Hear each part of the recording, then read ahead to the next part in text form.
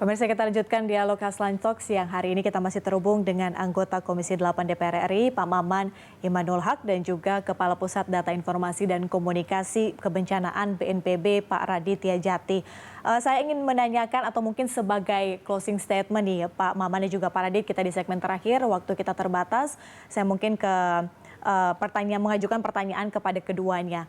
Apa saja yang menjadi rencana ke depan mungkin dari DPR sebagai rekomendasi atau mungkin masukan kepada pemerintah juga terkait dengan kesiapan kita untuk menghadapi bencana ke depannya agar persiapannya bisa dikatakan lebih matang. Saya ke Pak Raditya terlebih dahulu. Silakan, Pak. Baik, terima kasih Mbak Patricia. Jadi yang ke depan pertama, masyarakat harus mengenali risikonya, di mana dia berada, potensi risikonya apa. Yang kedua, setelah mengenali risikonya harus diketahui strateginya apa dalam melakukan itu.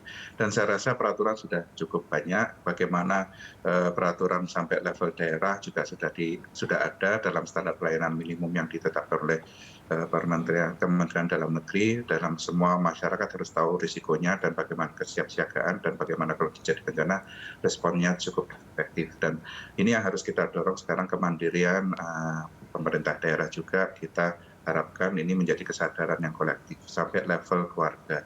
Yang berikutnya adalah bagaimana membangun resiliensi. Nah, ini mungkin bahasa yang mungkin memang harus diserap karena ada upaya daya lentingnya setelah kejadian bencana. Tidak hanya tangguh tapi berketahanan, tapi juga ada resilience. Kalau resilience semua bisa masuk. Community resilience, environment resilience, climate resilience, livelihood resilience. Jadi semua akan merasa bahwa ini milik kita bersama untuk menuju suatu ketangguhan dalam fase nanti Indonesia ke depan. Saya rasa itu catatan yang cukup penting untuk kita menuju membangun Indonesia tangguh bencana. Terima kasih.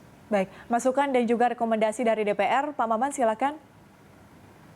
Ya, saya setuju dengan masukan Pak Radit tadi, cuman saya ingin menambahkan apa yang dikatakan oleh Presiden keempat Republik Indonesia, Gus Dur. Kata Gus Dur, Indonesia itu tidak akan pernah hancur karena kita berbeda. Karena dengan perbedaan justru kita kuat. Indonesia tidak akan pernah hancur karena bencana.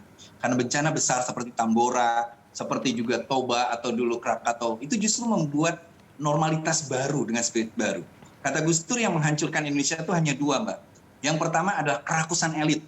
Bagaimana pengelolaan lahan, izin tambang, alih fungsi lahan yang asalnya hutan jadi pertanian tanpa ada kearifan lokal, itu membuat kita hancur. Dan yang terakhir, yang menghancurkan Indonesia adalah keputusasaan kaum elit, masyarakat.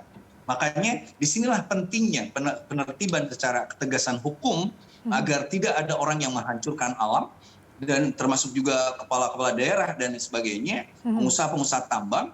Tetapi juga yang terpenting adalah membangunkan kembali harapan masyarakat bahwa kalau kita bersinergi menjaga alam ini, mengurangi sampah, lalu menjaga lingkungan yang terdekat saja, termasuk berusaha menanam pohon di halaman kita, itu sangat baik. BNPB hari ini mempromosikan penanaman pohon-pohon yang punya akar yang kuat di sisi sungai seperti vetiver, pohon sukun, pohon aren dan lain sebagainya. Kita mulai dari sana membangun harapan, menanam tanaman untuk menegaskan kembali kita bisa mengurangi risiko asal kita bisa bersama untuk bersahabat dengan alam.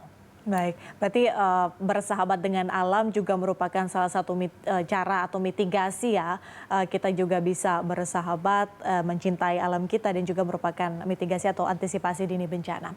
Pak Maman dan juga Pak Raditya, terima kasih banyak sudah bergabung bersama kami di Lunch Talk. Selamat bertugas atau selamat berakhir pekan, selamat beraktivitas, tetap sehat selalu Pak Maman dan juga Pak Raditya.